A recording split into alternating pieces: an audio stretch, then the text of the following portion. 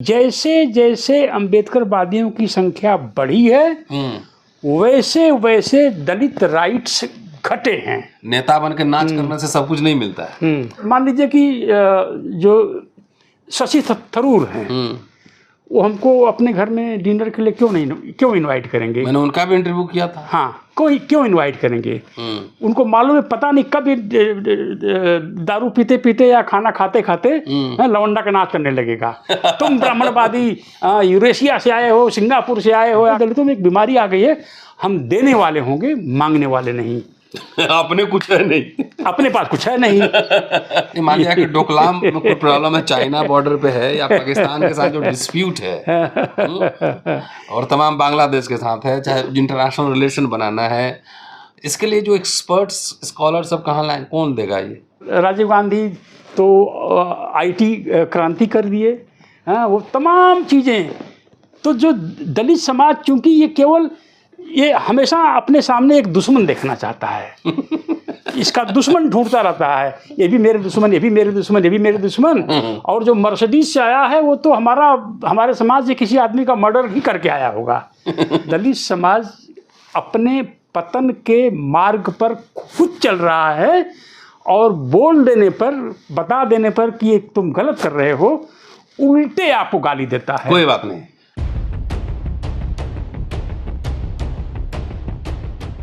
सोचिए, दलितों का एक प्रतिनिधि मंडल स्टॉक एक्सचेंज के चीफ से मिलने जाए, बॉलीवुड स्टार से मिलने जाए, हॉलीवुड स्टार से मिलने जाए, या जो दुनिया के बड़े बड़े स्टॉक एक्सचेंज रिसर्च ऑर्गेनाइजेशंस हैं, जो लेखक हैं, इंटेलेक्चुअल्स हैं, अमर्त्य सेन हैं, उनसे मिलने जाए, जो नोबेल प्राइज विनर हैं, उनसे मिलने जाए, तो कैसा लगेगा? दोस्तों, रतनलाल बोल रहा हूं और आप देख रहे हैं अम्बेडकरनामा। आज का संदर्भ है दलित समुदाय, उसका रूलिंग एलीट, जिसे आप कहते हैं, चाहे ब्यूरोक्रेट्स हों चाहे लीडर्स हों, बड़े बड़े लोगों और ऑर्गेनाइजेशंस, एलीट ऑर्गेनाइजेशंस। ये उसमें सिर्फ पॉलिटिकल क्लास नहीं आता है, पॉलिटिकल क्लास के अलावे भी बहुत कुछ है। स्पोर्ट्स ऑर्गेनाइजेशंस हैं दुनिया भर में तमाम, उससे मिलने में परहेज क्यों है? संदर्भ है कि अभी प्राइम मिनिस्टर मोदी का यूएस दौरा हुआ है और जो व्हाइट हाउस में प्रेसिडेंट की ओर से जितने लोगों को इनविटेशन गया डिनर पे, उसमें बॉम्बे के एक चौल से, स्लम से निकला हुआ एक दलित नौजवान भी उसमें शामिल था डिनर में, और वो व्हाइट हाउस में काम करता है। अम्बेडकरनामा में आप उनको सुना है 2 बार, दिलीप मास्के साहब संदर्भ है अभी, और इसी संदर्भ के माध्यम से हम लोग पूरे दलित जो पॉलिटिक्स है उसको समझने की कोशिश करेंगे। क्या डेलीगेशन से मिलना, जाके बड़े बड़े लोगों से मिलना, उनको अपनी समस्याओं के बारे में बात करना, अपने डिमांड्स रखना, उनको कन्विंस करना, ये सब जरूरी है या नहीं, या सिर्फ चुनाव जरूरी है और इलेक्शन जीत लेने से सारी समस्या का समाधान होगा क्या? डॉक्टर अंबेडकर अपने जीवन काल में तमाम बोरो कमेटी से लेकर साइमन कमीशन और कैबिनेट मिशन, और जवाहरलाल नेहरू जब प्राइम मिनिस्टर तब वायसराय के काउंसिल में भी रहे, तमाम एलीट उनके ज़माने के जो थे उनके साथ इंटरेक्शन करते थे, खाना खाते थे, चाय पीते थे, उनको अपनी शिकायतें पेश करते थे, मेमोरेंडम देते थे। क्या इस तरह का प्रचलन बंद हुआ है? और बंद हुआ है तो क्या समाज को उसका नुकसान भी झेलना पड़ा है? तमाम मुद्दे हैं। चंद्रभान जी हमारे साथ हैं और चंद्रभान जी से हम समझने की कोशिश करेंगे कि आखिर ये परिवर्तन जो है, ये परिवर्तन क्यों आया है और इसके इम्पैक्ट दलित समाज पर क्या पड़ेगा। जी स्वागत। थैंक यू डॉक्टर साहब। मेरा जो इनिशियल कमेंट है और जो मेरा असेसमेंट है, बाबा साहब के बाद, खासतौर से मंडल के बाद, दलित जो अम्बेडकरवादी बने, इतने बड़े पैमाने पर किसी एक फिलासफर के फॉलोअर शायद दुनिया में कहीं नहीं होंगे। तो मेरा असेसमेंट ये है कि जैसे जैसे अम्बेडकरवादियों की संख्या बढ़ी है वैसे वैसे दलित राइट्स घटे हैं। पिछले 25 साल में बताइए कोई दलित नया राइट जोड़ पाए क्या। तो कहीं जो बाबा साहब का डर था, मैंने पढ़ा नहीं लेकिन सुना है, उन्होंने कहीं कहा था कि मेरे कारवां को आगे ले जा सकते हो तो लेके जाना, पर पीछे मत ले जाना। कहा है उन्होंने पब्लिक स्पीचेज में कहा, इसको जहां है वहीं छोड़ देना। तो क्या दलित समाज पूरी मुस्तैदी के साथ, जो ये घंटा घर वाले अम्बेडकरवादी हैं, बाबा साहब के कारवां को पीछे खींच रहे हैं। अब बात आती है डॉक्टर दिलीप मास्के साहब की। 2006 में जब मैं यूनिवर्सिटी ऑफ पेंसिल्वानिया में था, तब वहाँ ये स्टूडेंट थे और उसी अपार्टमेंट में रहते थे। अच्छा। जिसमें मैं रहता था और मिलते जुलते थे हम लोग। तो एक बॉम्बे की स्लम से, कांदीवली, जैसा कि अभी एक कौन सा पोर्टल है, उन्होंने लिखा है डिटेल में, एक स्लम से निकला हुआ दलित बालक व्हाइट हाउस में ऑफिसर है, आर्टिफिशियल इंटेलिजेंस में पीएचडी किया है। आर्टिफिशियल इंटेलिजेंस साइंस की एक बहुत मॉडर्न ब्रांच है और प्रेसिडेंट बाइडेन को डायरेक्ट रिपोर्ट करता है। अच्छा। और यही वह दलित नौजवान जो अमेरिका में जगह जगह यूनिवर्सिटीज़ में और ऑफिसेज में जो दलितों को प्रोटेक्शन वाले लॉज बन रहे हैं, उसका इंजन यही दिलीप मास्के साहब हैं। अच्छा। और इनको प्रिंटेड प्रेसिडेंट हाउस से जो इन्विटेशन मिला है, आप दिखा दीजिएगा उसको, वह एक बहुत बड़े गर्व की बात है। आपको याद होगा पिछले 2-3 एपिसोड में या तीसरे एपिसोड में, दो एपिसोड पहले मैंने कहा था हम और आप चलेंगे उड़ के अमेरिका, व्हाइट हाउस चलेंगे, बिडेन से मिलेंगे। देखिए, आप तो मुझे इतने दिनों से जानते हैं, मैं कभी फेंकता नहीं कहीं फेंकता नहीं। मुझे मालूम है कि वहाँ पर हमारा एक जूनियर एक ऑफिसर है जो बिडेन को डायरेक्ट रिपोर्ट करता है, डायरेक्ट अमेरिकन प्रेसिडेंट को। दलित एक व्हाइट हाउस में हो तो इससे बड़ा अचीवमेंट क्या हो सकता है। तो चूंकि वो व्हाइट हाउस में हैं, उन्होंने ओबामा के कैंपेन को देखा है, उसमें उनका भाग रहा है, बिडेन के भी कैंपेन में उनका भाग रहा है, और ट्रंप के कैंपेन में भी, प्रेसिडेंशियल कैंपेन में जो एक रोल वो प्ले करते हैं। तो चूंकि व्हाइट हाउस में या वहाँ के कल्चरल इलीट, जो जहाँ तक मेरी जानकारी है, डॉक्टर दिलीप साहब अमेरिका के कल्चरल इलीट के बीच में उन्होंने घुसपैठ मारा है। और इसका अभी देखिए, उन्होंने क्या, नासदाक ने कुछ 10 लाख बच्चों को जो है ट्रेनिंग, आर्टिफिशियल इंटेलिजेंस की ट्रेनिंग की बात, ट्रेनिंग देंगे। पता नहीं भारत सरकार ने स्वीकार किया। और जो 2016 से जो इक्वलिटी डे मनाया जाता है, उसके पीछे भी डॉक्टर दिलीप मास्के साहब का हाथ है। तो इंडियन कंटेक्स्ट में बाबा साहब के बाद, बाबा साहब किसके साथ, अपने ज़माने के मशहूर आदमी हो, गांधी जी को छोड़ करके किसके साथ डिनर नहीं किए थे? गांधी जी से भी मिलते ही थे, ऐसा तो नहीं। तो अब हमारे यहाँ अगर हम ये कहें कि इंडिया का इलीट जो दिल्ली में है, बॉम्बे में है, इनके बीच इलीट में मैं अभी पॉलिटिकल क्लास हटाता हूँ, ठीक है? हाँ, हटा दीजिए। जो कल्चरल क्लास है, जो इंटेलेक्चुअल क्लास है, ठीक है, बिल्कुल स्पीकिंग एलीट है, ठीक है। रूलिंग एलीट असली में वही है। हाँ, यस, वही रूल करता है पूरी दुनिया में। तो दलित समाज के तरफ से मैं समझता हूँ ये कोशिश नहीं हुई। उसका एक कारण यह भी है कि भारत में एलीट का मतलब अपर कास्ट। तो अपर कास्ट तो कहीं इंडोनेशिया वगैरह, पता नहीं कहाँ, रसिया वगैरह से आया है उसको वहाँ भेजने की तैयारी। तो उसके घर पर तो हम थूकने भी नहीं जाएंगे तो आपके अधिकार दिलाएगा कौन? अगर आपका इलीट से कम्युनिकेशन ही नहीं खुला, वह उस तरफ मिडिवल पीरियड की तरह से युद्ध की सेना लेके खड़े हैं, या आप इधर खड़े हैं, किसी में बातचीत नहीं हो रही है। तो इसीलिए अभी मेरी एक किताब पे काम चल रही है, ठीक है, करीब 200-225 पेज की किताब आएगी, उसका नाम है धर्मांतरण, टाइटल से निकाल रहा हूँ। और उसमें धर्मांतरण पे डॉक्टर अंबेडकर ने जितने पब्लिक स्पीचेस दिए हैं या इंटरव्यूज दिए हैं, पब्लिक नॉट थ्योरेटिकल वर्क, उसका कलेक्शन मैंने किया है।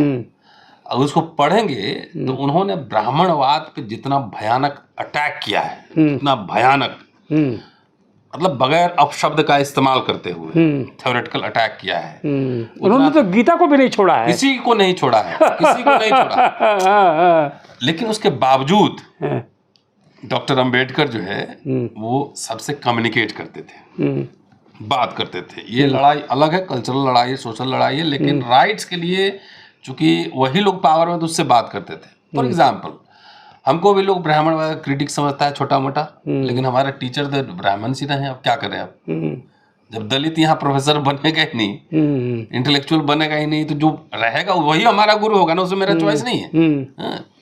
तो क्या कारण है कि जो रूलिंग एलीट जिसको मैं कहता हूँ, जो कि इंडिया इंटरनेशनल सेंटर क्लब का मेंबर है, हैबिटेट सेंटर का मेंबर है, जो तमाम इस तरह के इंस्टीट्यूशंस है, ICSSR जो चलाता है, जो IC चलाता है, वो क्या अब के दलित जो मिडिल क्लास है या जो रूलिंग जो लीडर्स हैं, उसके वोकैबुलरी में शब्दावली नहीं है कि सीधे पॉलिटिकल पावर कैप्चर कर लेंगे तो सब कुछ हो जाएगा। देखिए, मैं आपसे आपके माध्यम से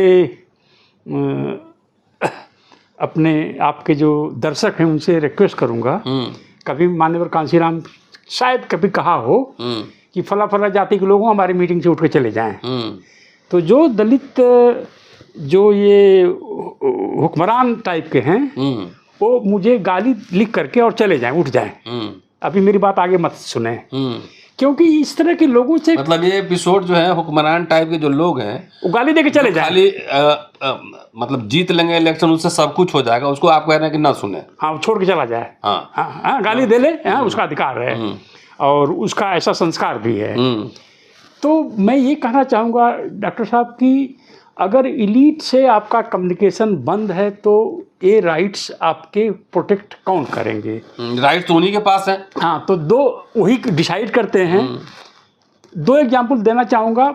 जो 2000 दलित बच्चों को हर साल PhD में फेलोशिप मिली, उसमें डायरेक्ट मेरा हाथ नहीं है, लेकिन सारा प्रोसेस मुझे, राजीव गांधी फेलोशिप जो मिली थी ना, हाँ, मोंटेक सिंह अहलुवालिया, हाँ, सारा प्रोसेस है और मेरे जानने वाले लोग उसमें इन्वॉल्व हैं। मैं डायरेक्टली, मेरे कहने से नहीं हुआ, इसलिए मैं एक क्रेडिट नहीं लेना चाहता हूँ। दूसरा, दलित वेंचर कैपिटल फंड 200 करोड़ का आया, 300 करोड़ के बच गए हैं, वो बच चुके हैं दलितों में। ये तो मैं तो अदना सा आदमी हूँ ना, मुझे किसी ने वोट नहीं दिया है, मैं MLA नहीं हूँ, MP नहीं हूँ, प्रधान नहीं हूँ, जाके खाली बात तो करना है। हाँ, बस बात, उनसे मिलते रहे हैं, करते रहे हैं, बातचीत करते रहे हैं। हमारे हर फंक्शन में मोंटेक सिंह साहब आते हैं, दिग्विजय सिंह साहब आते हैं।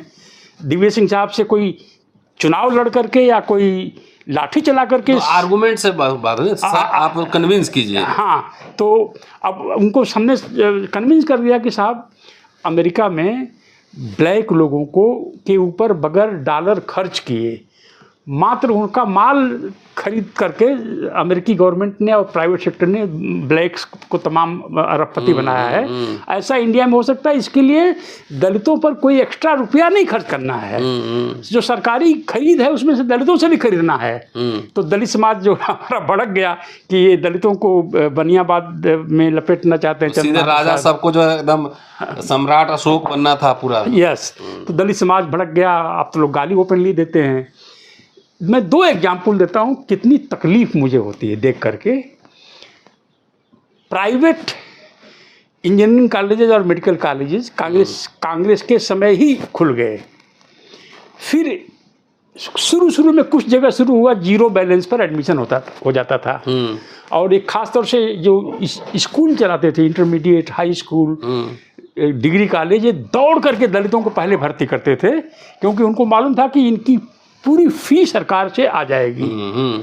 एक कांग्रेस के ज़माने से ही मुझे लगता है ख़त्म होना शुरू हो गया। अब आप कहेंगे या कोई कहेगा कि देखिए कांग्रेस नहीं ख़त्म कर दिया। क्या समाज में इसकी डिमांड थी? कोई मांग है, कोई डिमांड थी कि जो प्राइवेट अब सरकारी जो इंजीनियरिंग कॉलेजेस और मेडिकल कॉलेजेस बनने जा रहे हैं, इसमें भी वही सुविधा लागू एक्सटेंड की जाए जो जो गवर्नमेंट मेडिकल और इंजीनियरिंग कॉलेजेस में लागू होती। वो ज्योत्सना जिस लड़की को दिया गया है, मलिन बस्ती से वो लड़की आती है और उसको 1 रुपये की स्कॉलरशिप नहीं मिली, 1 रुपये की फेलोशिप नहीं मिली। लेकिन ये सब एजेंडा में नहीं है ना। ये दलितों के जमाने में जब इतने अम्बेडकरवादी, इतने मोटे मोटे लंबे लंबे तेजी से चलने वाले, इन्होंने इन सवालों पर कोई ध्यान नहीं दिया। अगर मान लीजिए कोई एडमिशन कैसे होगा, पढ़ेगा, ये तो देखिए ये इलेक्शन के नारों से नहीं होता है ना, ये रूलिंग एलिट के साथ कम्युनिकेशन से होता है। आपसे जैसे हम लोग यूनिवर्सिटी में तो कई बार मान लिया कि यूजीसी चेयरमैन से मीटिंग हुई, तो वहाँ जाके थोरट साहब थे, तो मान लिया कि आप ये रिजर्वेशन नहीं लागू हो रहा है, यहाँ गड़बड़ है, बात तर्क रखना पड़ता है। पार्लियामेंट्री में तो खाली नेता बन के नाच करने से सब कुछ नहीं मिलता है। अब एक एग्जाम्पल देता हूँ, कॉन्स्टिट्यूशन क्लब, वो एक बड़ी मीटिंग थी, उसमें मैं भी था। मैं अपनी बात रखने गया था कि भाई दलितों के लिए क्या एजेंडा होना चाहिए, जो आपको दिख रहा है कर्नाटक और तमाम ये सब में हो रहा है। तो वो फोटो आजकल देखे हुक्मरान वाले लोग सब, ये तो कांग्रेस का चमचा है, ये तो दलाल हो गया। अरे भाई मेरी औकात वहां बैठने की है, मैं जाके तुम्हारे लिए कहने गया था कि हमारे अपने इस तरह के लोग हुक्मरान वाले लोग हैं, हुक्का पिया कुछ दिन, जरा इसके राइट्स कैसे प्रोटेक्ट होंगे, इसमें चर्चा थी, उसमें सेमिनार था एक तरह का। तो इसमें दूसरी बात एक और बता रहा हूँ, सोशल मीडिया पे वायरल होता है, चूंकि आप देखते हैं। जिस क्लब में मैं और शहनवाज बैठे थे और एचएल दुसाद साहब, एक शादी का प्रोग्राम है, जो हुक्का राम वाला सब देखता है, उसकी औकात नहीं होगी कि civil services officers club Chanakyapuri में घुस जाए अंदर। वहां का वो फोटोग्राफ समझ, चाणक्यपुरी में, या जिमखाना क्लब में घुस जाए कभी ऐसे, वहां सबका फोटो होता है। लेकिन सब लगे ये तो बिक गया, दलाल हो गया, ये हो गया। पहले उनसे कहीं पूछिए कि क्या उस क्लब में तुम एंट्री कर सकते हो। संदर्भ क्या है? संदर्भ ये है कि हम लोग लीडर से भी मिलते हैं, आप भी मिलते हैं, और क्यों नहीं मिलते, किससे मिले, देगा कौन, फिर बचाएगा कौन? अरे हम अगर कम्युनिकेशन ही बंद कर देंगे, हाँ, नहीं तो सिर्फ इलेक्शन में हुक्का राम बनना इससे हो जाएगा, तो क्यों नहीं बचा पाया? तो यह है, देखिए यह तो एक बीमारी का रूप ले लिया है। पहला तो अधिकार चला गया private medical college, engineering colleges में फ्रीशिप और स्कॉलरशिप की सुविधा एक्सटेंड नहीं हुई। और सिंपल से कॉलेज नोएडा में हैं, 4-4, 3-3 लाख रुपए साल के लग रहे हैं। अगर मेरे गांव में, मेरे परिवार में एक बच्चा जो है गांव में, आजमगढ़ के गांव में रह करके वह आईआईटी के 3 पेपर पास कर लिए। अब मिनिमम 43 नंबर होता है या 35 नंबर, उसको नहीं मिला तो एडमिशन नहीं हो पाया, पर वो बहुत अच्छा उसको प्राइवेट सेक्टर का मिलेगा, वो कॉलेज मिलेगा। कहाँ से फीस लाएगा? उसके फादर तो किसी गैस एजेंसी पर, तो जाके फिर जो नीति आयोग है, उसके फादर तो गैस एजेंसी पर वो सिलेंडर का काम करते हैं, ढोते हैं, लाते हैं, ले जाते हैं, कुछ मिलता होगा। उनका बच्चा आप कैसे पढ़ेगा? तो यह बात जो दलित थॉट लीडर्स हैं, जिनको पार्लियामेंट की छत पर जाना है, इन लोगों ने इन सब चीज़ों पर कोई ध्यान नहीं रखा। और हम जैसे डरपोक लोग मुझे तो बहुत गालियां मिलती, मैं बैठा रहता।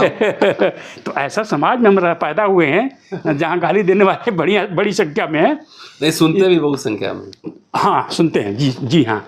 दूसरा ये कि हमारे आपके जीवन काल में ही प्राइमरी स्कूल्स जो सरकारी हैं, यहाँ पर स्लेट्स को प्लेट में एक्सचेंज कर दिया गया, प्लेट से। मेरी उस पर ये आर्गूमेंट है कि आपको खाना ही खिलाना है तो हाई क्वालिटी बेहतर खाना एक कंपनी को दीजिए, मास्टर को और स्टूडेंट को उसमें मत लगाइए। अगर आप उसके डाइट को लेकर इतना चिंतित हैं, अभी कर्नाटक ने किया ना, अंडा देगा और केला देगा। दूध दीजिए उसको, और उसके लिए एनजीओ हायर कीजिए जो एकदम हाइजीनिक तरीके से लाए, अच्छे से खिलाए, ये एक बात बनती है। लेकिन उसी में मास्टर पढ़ाने को छोड़ के लगा हुआ खिचड़ी बनाने में, अब बच्चा सब प्लेट लेके वहीं खड़ा है, तो मोरल डाउन हो जाएगा ना बच्चे का। नहीं, फिर कल्चरली वो एक डिफिटिस्ट टाइप का व्यक्तित्व बनता है। जिसे पहले जमींदार के यहाँ जाके खाना लाना है, तो जब जमींदार के यहाँ से छूटा हुआ खाना ला रहे हैं, जो भी परिस्थिति रही हो उस समय, तो आपका कॉन्फिडेंस का लेवल डाउन, कॉन्फिडेंस का लेवल क्या होगा? तो ये हमारे आपके जीवन में ही ये ख़त्म हो गया। इंग्लिश टीचर वहाँ लगाया जाए, इसकी डिमांड नहीं आई।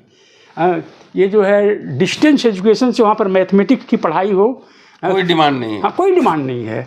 तो ये इस तरह के अम्बेडकरवादी जैसे जैसे इनकी संख्या बढ़ी है वैसे वैसे अम्बेडकरवाद पीछे गया है। अब मान लीजिए हम और आप जाएं मॉन्टेक सिंह से, हम तो हमारी बहुत हम अच्छी, लोगों ने तो इंटरव्यू भी किया उनका। हाँ, DBS सिंह साहब जब चाहे घर चले जाएं। किसी थर्ड, मान लीजिए कि जो शशि थरूर हैं, वो हमको अपने घर में डिनर के लिए क्यों इनवाइट करेंगे? मैंने उनका भी इंटरव्यू किया था। हाँ, क्यों इनवाइट करेंगे? उनको मालूम है, पता नहीं कब दारू पीते पीते या खाना खाते खाते लवंडा का नाच करने लगेगा। तुम ब्राह्मणवादी यूरेशिया से आए हो, सिंगापुर से आए हो, या कहाँ से आए हो? बताइए, चूंकि हमारा रूलिंग एलीट जो है, जो खास तौर से लीडर्स हैं, वो अच्छा कम्युनिकेटर नहीं है, या उनको बढ़िया लैंग्वेज पॉलिश लैंग्वेज है, इसलिए उनको कॉन्फिडेंस नहीं कि इस तरह के लोगों से इंटरेक्ट। बॉलीवुड की टीम से शाहरुख खान से क्यों नहीं इंटरेक्ट करेगा? आज बताइए कि अगर 25 MP ये अगर ये कहें कि हमें महेश भट्ट से मिलना है, या शाहरुख खान से मिलना है, या स्टॉक एक्सचेंज के चेयरमैन से मिलना है, तो कौन सा ऐसा इसमें से है जो 25 दलित MPs की बात को मना कर देगा? हमारे जो पुराने 2 महान लीडर थे, रामविलास पासवान जी और मान्यवर कांशीराम साहब, अगर ये लोग मिलना चाहते दिलीप कुमार से, तो कौन सा वो मना कर देता? मिल के पूछते कि भाई इसमें दलित को भी कुछ रोल मिलना चाहिए कि नहीं फिल्मों में। हाँ, ये कन्विंस कर देते ना बातचीत। हाँ, नहीं, सिर्फ सवाल। आप ये जो है जावेद अख्तर से मिलकर कहते कि साहब ये बताइए कि दलित एग्जिस्ट करता है कि नहीं इस देश में?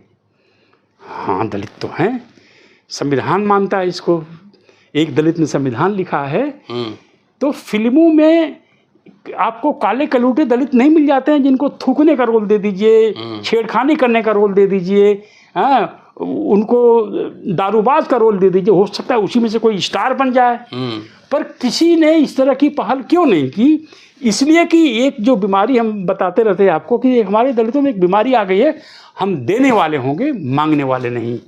अपने कुछ है नहीं, अपने पास कुछ है नहीं। अभी देखिए जो डायलॉग सब अच्छा लगता है ना, जो टाइम्स ऑफ इंडिया में छपा था, जिसको राहुल गांधी भी काफ़ी परस्यू कर रहे हैं, किस तरह से पब्लिक सेक्टर से लाखों लाख नौकरियां घट गई हैं, रिक्रूटमेंट बंद हो गया है। मैंने वीडियो बनाया है कुछ पे। हाँ, आप देखा था हमने, ये घट गया है रिक्रूटमेंट। जो जितनी भर्तियां हो रही हैं उसमें से 80% ये कॉन्ट्रैक्ट पर हो रही हैं, उसमें आरक्षण है कि नहीं ये पता नहीं। तो चूंकि दलित समाज के लोग जो है, इंटेलेक्चुअल्स भी इलीट से कम्युनिकेट नहीं करते हैं। अंग्रेजी का कम्युनिकेशन का प्रॉब्लम है क्या? हाँ, अंग्रेजी का भी है, और कॉन्फिडेंस का लेवल उससे नहीं, इच्छा ही नहीं है ना, ऐसी इच्छा शक्ति ही नहीं है, ऐसी जरूरत ही नहीं समझी गई कि जो पॉलिसी मेकर्स हैं उनसे हम संपर्क करें। जो नीति आयोग के मेंबर्स हैं, हाँ, वो तो हमारे दुश्मन हैं, ऐसा डिक्लेयर कर दिया गया है। लेकिन जब उसको विदेश भेज देंगे, खुद हम शासन में आ जाएंगे, तब सब कुछ कर लेंगे। जब मैं US में था तो ओबामा साहब की कैंपेन चल रही थी, ओबामा साहब और हिलरी क्लिंटन आपस में कंटेस्ट चल रहा था कि कौन डेमोक्रेटिक पार्टी का उम्मीदवार होगा। तो जिस यूनिवर्सिटी में था वहाँ 40% सिटी की पॉपुलेशन ब्लैक है, तो हम ब्लैक स्टूडेंट भी वहाँ हैं, काफ़ी फैकल्टी भी है कुछ। तो मैं पूछा कि पिछले 50 साल में, मुझे रिकॉर्ड करना चाहिए था, पिछले 50 साल में ब्लैक लोगों का के बारे में जो नज़रिया था वाइट लोगों का, क्या चेंज हुआ है। तो कई लोगों से बातचीत होती रहती थी, कोई कुछ उत्तर देता था, कोई कुछ। एक प्रोफेसर साहब ने बताया, अब शायद रिटायर हो गए हैं, कि पहले 50 साल पहले ब्लैक लोगों को लोग कभी दावत देनी है तो अपने घर में बुलाने के बजाय रेस्टोरेंट में ले जाते थे। क्यों? रेस्टोरेंट में वहाँ दावत दिलाना खिलाना एक कल्चर है, लेकिन जो क्लोज लोग हैं घर पे बुलाते हैं खाने के लिए। ये ब्लैक है तो ये केवल रेड मीट खाएगा, ये ब्लैक है तो केवल जो है ये केवल रम या विस्की पिएगा, उसमें सोडा या पानी भी नहीं मिलाएगा। खुश होगा तो जोर जोर से हंसेगा, नाराज हुआ तो एकदम दुनिया, एक स्टीरियोटाइप बनाया हुआ है, एक दुनिया उलट पलट कर देगा। और घर में महिलाएं होंगी तो उसी एक नज़र उधर रहेगी इसकी। यह जो ब्लैक स्टीरियोटाइप बन गया था, ब्लैक लोगों ने इसको उनके साथ कम्युनिकेशन खोल करके, इंटरेक्ट करके, अपने घर इनवाइट करके, फिर उनके घर इनवाइट होने का मौका मिला, इस स्टीरियोटाइप को ब्रेक किया है। अभी दलित मिडिल क्लास की स्टीरियोटाइप क्या है कि ये इसकी जुबान नहीं बोलेगी ज़्यादा तो अगर स्लम में पैदा हुए डॉक्टर दिलीप साहब व्हाइट हाउस में एक गेस्ट हो सकते हैं और उस पद पर पहुंच गए हैं जहां वो अमेरिकन राष्ट्रपति को सीधे रिपोर्ट करते हैं, और हम आप जाएं तो चाहे कितने कांग्रेसमैन से मिला दे, बोले आप लाइए बना करके मेमोरेंडम। हमने कहा एक मेमोरेंडम हम बना कर आएंगे जब भी यूएस आएंगे जल्दी, कि अमेरिकन प्रेसिडेंट साहब, अनटचेबल्स की स्थिति ब्लैक से बहुत ख़राब है। जितनी अमेरिकन कंपनी इंडिया में काम कर रही हैं उसमें अफर्मेटिव एक्शन लागू हो, उसमें अफर्मेटिव एक्शन लागू हो। आप कोटा मत फिक्स करिए, लेकिन अफर्मेटिव एक्शन रहे। हाँ, अफर्मेटिव एक्शन रहे, तब जाकर के इंडियन कंपनी या भारत सरकार पे दबाव पड़ेगा ना। फिर एक नैतिक दबाव पड़ेगा कि अगर मेरी तो एक भतीजी जो वर्ल्ड बैंक में काम करती है, तो अगर वर्ल्ड बैंक का वाइस प्रेसिडेंट एक दलित है तो इसका कितना बड़ा मैसेज जाएगा। दलित तो योग्य है ना, अब तो सिद्ध हो गया ना कि ग्लोबल कंपटीशन से कैलिफोर्निया में दलित पहुंचे हैं, टॉप कॉरपोरेट हाउसेज में, हार्वर्ड में दलित पहुंच रहे हैं, कोलंबिया यूनिवर्सिटी में दलित पहुंच रहे हैं। अवसर की बात है, मौका मिला। हाँ, तो ये जो दलित, भारत के दलित में जो नैरेटिव अभी बना हुआ है कि हम जब राज सत्ता काबिज कर अपर कास्ट सारे दुश्मन हैं, उन सबको देश के बाहर निकाल देना है, उनसे बात ही नहीं करनी है, ब्राह्मण, हाँ, उनसे बात ही नहीं करना है। और हम खुद ही जब देश पे कब्जा कर लेंगे पूरा शासन पर, तब जितने इंस्टीट्यूशन है सब हम चला लेंगे। वो चलाने के लिए आदमी कहाँ से लाएंगे? नहीं, वो तो ये तो बहुत आपने जो है दुर्लभ सवाल जो है। मान लिया कि डोकलाम में कोई प्रॉब्लम है, चाइना बॉर्डर पे है या पाकिस्तान के साथ जो डिस्प्यूट है और तमाम बांग्लादेश के साथ है, चाहे इंटरनेशनल रिलेशन बनाना है, इसके लिए जो एक्सपर्ट्स स्कॉलर सब कहाँ लाएं, कौन देगा ये? अरे कहाँ इसकी जरूरत पड़ेगी? अगर इनको मिल भी गया, अगर इनमें से किसी को देश का प्रधानमंत्री बना दिया गया तो पिछले उदाहरण को देखते हुए, पिछले सालों साल से बिहार में और यूपी में दलित ओबीसी की सरकार रही है ना, राजीव गांधी ने तो जवाहर रोजगार विद्यालय बना दिया, जो आईआईटी, एक तरह का आईआईटी का रूप में मानता हूँ। जवाहर नवोदय विद्यालय के बच्चे दुनिया भर में फैले हैं। हाँ, जानता हूँ। और उनका परफॉर्मेंस जो है हाई स्कूल इंटरमीडिएट में कई बार बेटर है, डीपीएस से बेहतर है। हाँ, जानता हूँ, मेरे कई स्टूडेंट्स रहे हैं। तो ये बात, ये लोग क्यों नहीं इस तरह की संस्थाएं बना पाए? राजीव गांधी तो आईटी क्रांति कर दिए, वो तमाम चीज़ें। तो जो दलित समाज, चूंकि ये हमेशा अपने सामने एक दुश्मन देखना चाहता है, इसका दुश्मन ढूंढता रहता है, ये भी मेरे दुश्मन, ये भी मेरे दुश्मन, ये भी मेरे दुश्मन। और जो मर्सिडीज से आया है वो तो हमारे समाज से किसी आदमी का मर्डर ही करके आया होगा। हाँ, अरे वो BMW चल रहा है, अरे बहुत, मतलब कि एकदम अजीब सा ये दलित समाज में तबका पैदा हुआ। और चूंकि ये घर घर ऐसे हैं दलित समाज में, तो इसलिए हमारी चुनौतियां ज़्यादा है। नहीं, इसका ये परिणाम ये है कि ये ज़्यादा भौंकते रहते हैं। तो जो दलित इंटेलेक्चुअल्स हैं, डर के मारे अपनी सोच के बजाय इन्हीं की सोच मानते हैं। नहीं तो हमको देखिए, हम तो भीड़ होते हैं। तो आप बिहारी है ना बिहार में लड़ना बचपन से ही सिखाया जाता है ना। मैं भी बिहार के पास का हूँ। आप तो पूर्विया ही है। तो नहीं, पर मैंने तो 30 साल ये सब अपना कितना हो गया, 2001 से 2002 से जनवरी 2002 से बीच में इतने साल तक मैं चुप रहा। कि क्यों इनसे लड़े कोई, फिर क्यों अम्बेडकर नामा मंच क्यों फिर शुरू हुआ। क्यों इनसे गाली सुबह सुबह उठते उठते हैं, सुबह खोलिए तो इसमें से कोई गाली दे रहा है। तो ये समाज, इसीलिए मैं कह रहा हूँ डॉक्टर साहब, और ये मैं श्राप देने में विश्वास नहीं करता, वो सब हिंदू व्यवस्था की चीज़ें हैं। दलित समाज अपनी अवनति को प्रमोट कर रहा है, खुद न्योता दे रहा है, खुद न्योता दे रहा है। और 2040 तक मेरी बात को फिर से दलित समाज के लोग जो उठ के चले गए हैं, अच्छा है, ध्यान दे लें, हर सेकंड दलित अफसर के घर एक लड़की, हर सेकंड परिवार में एक लड़की अनब्याही रह जाएगी, क्योंकि अब दलित अफसर बनेगा ही नहीं जी। हाँ, तो ये है दोस्तों, काम की बात ये समझिए, हम लोग एकेडमिशियन एक्टिविस्ट हैं, और SC/ST का पहले पार्लियामेंट में पार्लियामेंट्रियन का भी फोरम होता था। तो हम लोग जब आखिर किससे आप अधिकार मांग करेंगे? जो सरकार में है, जो शासन में है, जो रूलिंग एलिट है, उसी से ना। अगर अभी नरेंद्र मोदी साहब की सरकार अगर बुलाया जाए कि आपको क्या मेमोरेंडम देना है, 10 आदमी का ऐसा मिले अवसर, तो विदेश भगाने से पहले मैं एक मेमोरेंडम तैयार करूंगा और सीधे जाके सरकार को थमाऊंगा, ये है दलितों का मेमोरेंडम, इस पे अमल कीजिए। मालूम उसमें मैं क्या रखूंगा? हाँ, ये भले कुछ लंपट टाइप के लोग जो है ना, उसको ये बात समझ में नहीं आया, कभी वहां तक बैठने का मौका ही नहीं मिलता है। लंपट लोग मेजोरिटी में हैं। मैं तो मेरे एजेंडे में जो है कौन ये जो है मेरे एजेंडे में ये रहेगा, गवर्नमेंट ऑफ इंडिया का ऐसा एक कानून है कि अगर आप बैकवर्ड एरिया में जाके इंडस्ट्री लगाएंगे तो 10 साल या 15 साल तक आपको टैक्स नहीं देना पड़ेगा।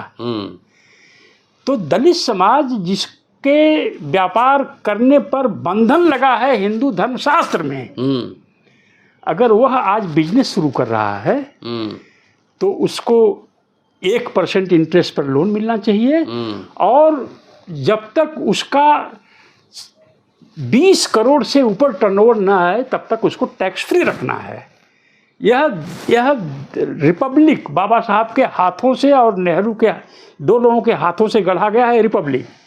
यह रिपब्लिक की जिम्मेदारी है कि जिन जिन चीज़ों पर बंधन था दलितों को हिंदू धर्मशास्त्रों द्वारा, उन बंधन को और उस बंधनों की वजह से जो इम्पैक्ट पड़ा है उसको समाप्त किया जाए। तो आप झंडा लेके और हम निकल चले एक रथ लेकर के, तो 4 आदमी नहीं मिलेंगे इसकी बात को। कोई बात नहीं, अपने हिस्से का बात तो रख ही देना। डिजिटल मीडिया है, जब मर जाएंगे तब तो याद आएगा कि हम लोग क्या सोच रहे थे। ये तो हम MLA MP तो 10 VC बनेगा, वैसे पूछ कौन रहा है? तो अरे आप दिल्ली में आप भी रहते हैं, हम भी रहते हैं, पूछ कौन रहा है?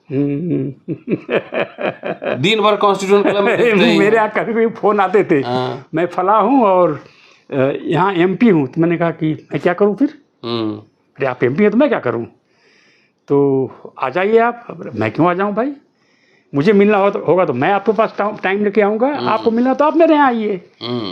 तो ये जो एरोगेंस है, ये MP बन गए हैं, MLA मंत्री बन गए तो सब कुछ हम ही हैं, और आइडिया कितनी दिमाग में है।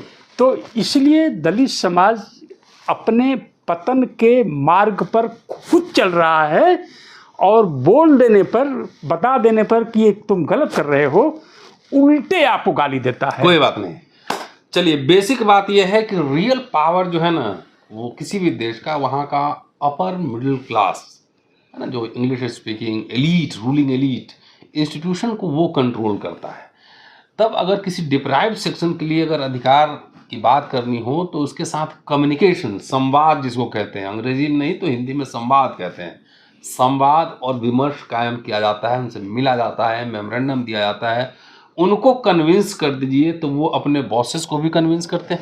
यस, बिल्कुल एकदम कन्विंस करते हैं, और जब बॉसेस कन्विंस हो जाते हैं तब आपको जो है आपके हिस्से का रियायत, डिस्काउंट, अधिकार जिसको भी कह लीजिए, तब मिलता है। सिर्फ नारेबाजी करने से कुछ नहीं मिलता। जब से नारेबाजों की संख्या बढ़ी है तब से हमारा दलितों के अधिकार घटे हैं। जी, बाबा साहब अम्बेडकर मैंने गिनवा दिया, बोरो committee, Simon commission, cabinet mission, तमाम सब जगह जाके वायसराय के साथ उन्होंने शेड्यूल कास्ट की शिकायतें, मेमोरेंडम दिया था ना। तो आप एक क्लब में बैठ गए थे तो लाल रंग से घेर करके अरे हमारा आदमी, एक मैंने देखा है कि वो 5 स्टार क्लब है वो। हाँ, एक देखा है कि एक आदमी ने लिखा है कि बताइए AC में बैठ के बातें करने वाले नहीं तो क्या सब एसी में नहीं तो क्या जून के महीना में पीच रोड पे बनियान उतार के लोट के बात करूं तब समझ में आए? नहीं, ये तो देखिए आजकल जो आप ध्यान से पढ़ें, जो आप पर कमेंट्स मेरे ऊपर आ रहे हैं, इसमें बहुत सारा अपर कास्ट सेंटिमेंट छिपा है। यह अपर कास्ट ही कह सकता है कि सबकॉन्शियस माइंड में है कि दलित एसी में नहीं रहना चाहिए। हाँ, दलित एसी में रहना चाहिए। अरे एक बंदा जो है प्रॉपर्टी में काम करता था, उसने मेरे बर्थडे पर घोषणा कर दिया कि 1 करोड़ का बंगला मैं दे रहा हूँ चंद्रभान प्रसाद को। तो बहुत लोग टेंशन में आ गया। अरे बहुत सारे लोग, भाई बताइए एक दलित को 1 करोड़ के बंगले में रहना चाहिए?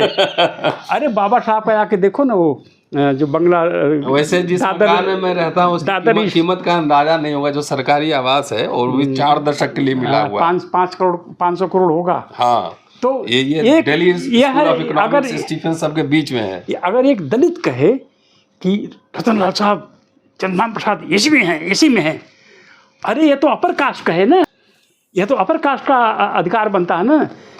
चलिए चलते चलते आज़ाद भारत में जब लगा डॉक्टर अंबेडकर को कि वो शायद कॉन्स्टिट्यूएंट असेंबली में न जा पाए, और तो उन्होंने शेड्यूल कास्ट के बिहाफ पर एक संविधान तैयार किया था। इसको मेमोरेंडम में कर लीजिए, और नेहरू को सबमिट किया था। स्टेट एंड माइनॉरिटी नेहरू को सबमिट किया था, जिनसे इतने उनके झगड़े थे कि ये स्टेट मेरे तरफ से एक छोटा संविधान है।